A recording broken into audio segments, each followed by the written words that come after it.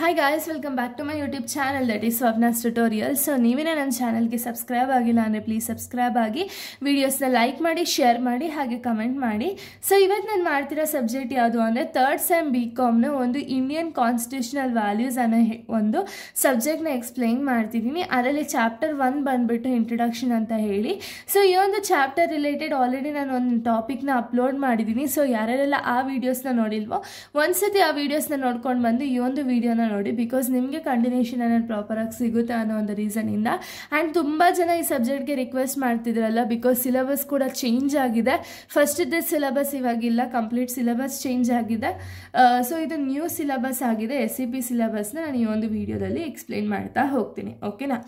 So ನೋಡಿ, so ಈ topic ಇವತ್ತು ನಾನು ಯಾವ ಟಾಪಿಕ್ನ ಎಕ್ಸ್ಪ್ಲೈನ್ ಮಾಡ್ತಿರೋದು ಅಂದರೆ composition of constituent assembly in India. ಅಂದರೆ ಕಾನ್ಸ್ಟಿಟ್ಯೂಯೆಂಟ್ ಅಸೆಂಬ್ಲಿ ಇನ್ ಇಂಡಿಯಾ ಯಾವ ರೀತಿ ಕಾಂಪೋಸಿಷನ್ ಆಯಿತು ಅನ್ನೋದನ್ನ ಈ ವಿಡಿಯೋದಲ್ಲಿ ನಾವು ನೋಡ್ತಾ ಹೋಗೋಣ. ಓಕೆನಾ?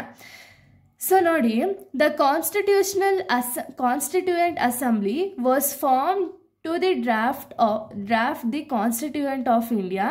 Its composition mainly based on the recommendation of the Cabinet Mission Plan 1946. ಆಯಿತಾ?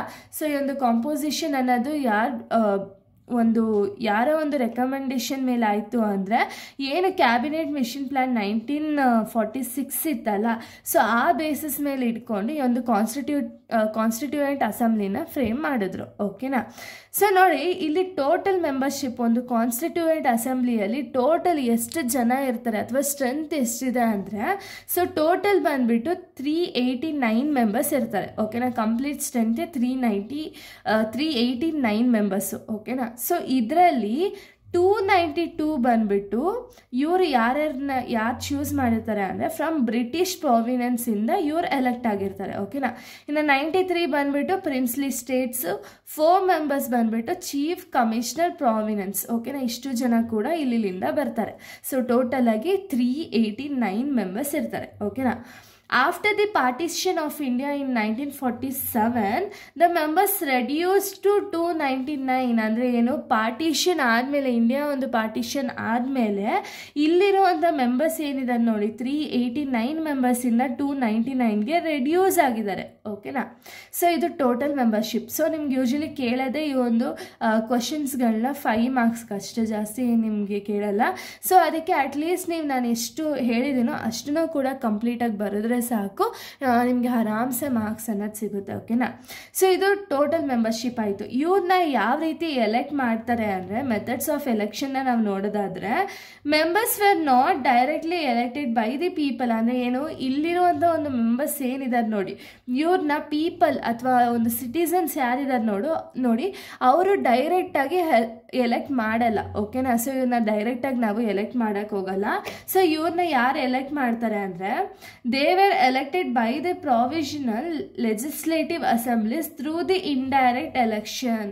ಅಂದರೆ ಏನು, ಪ್ರಾವಿನ್ಷಿಯಲ್ ಲೆಜಿಸ್ಲೇಟಿವ್ ಅಸೆಂಬ್ಲಿ ಏನು ಎಲೆಕ್ಷನ್ ನಡೆಸುತ್ತಲ್ಲ, ಅದರಲ್ಲಿ ಇಂಡೈರೆಕ್ಟ್ ಎಲೆಕ್ಷನಿಂದ ಇವ್ರನ್ನ ನಾಮಿನೇಟ್ ಮಾಡ್ತೀವಿ. ಓಕೆನಾ? ಸೊ ನೋಡಿ, single transfer vote system use. ಅಂದರೆ ಏನು, ಒಬ್ರಿಗೆ ಒಂದು ಓಟ್ ಅಂತ ಹೇಳಿ ಸಿಂಗಲ್ ಟ್ರಾನ್ಸ್ಫರಬಲ್ ಓಟ್ ಅನ್ನೋದು ಇಲ್ಲಿ ಒಂದು ಪೀಪಲ್ಸ್ ಇರ್ತಾರೆ ನೋಡಿ, ಲೆಜಿಸ್ಲೇಟಿವ್ ಅಸೆಂಬ್ಲಿಯಲ್ಲಿ ಯಾರ್ಯಾರೆಲ್ಲ ಜನಗಳಿರ್ತಾರಲ್ಲ ಅವ್ರು ಯೂಸ್ ಮಾಡುವಂಥ ಒಂದು ಟೆಕ್ನಿಕ್ಕು. ಯಾಕೆ ಅಂದರೆ, ಒಂದು ಪೀಪಲ್ಸ್ನ ಅಂದರೆ ಅಥವಾ ಇಲ್ಲಿ ಮೆಂಬರ್ಸ್ ಯಾರಿದ್ದಾರಲ್ಲ ಇವ್ರನ್ನ ವೋಟ್ ಮಾಡಬೇಕು ಅಂತ ಹೇಳಿ ಇವರು ಈ ಮೆಥಡ್ನ ಫಾಲೋ ಅಪ್ ಮಾಡ್ತಾರೆ. ಓಕೆನಾ? ಇದು ಮೆಥಡ್ ಆಫ್ ಎಲೆಕ್ಷನು.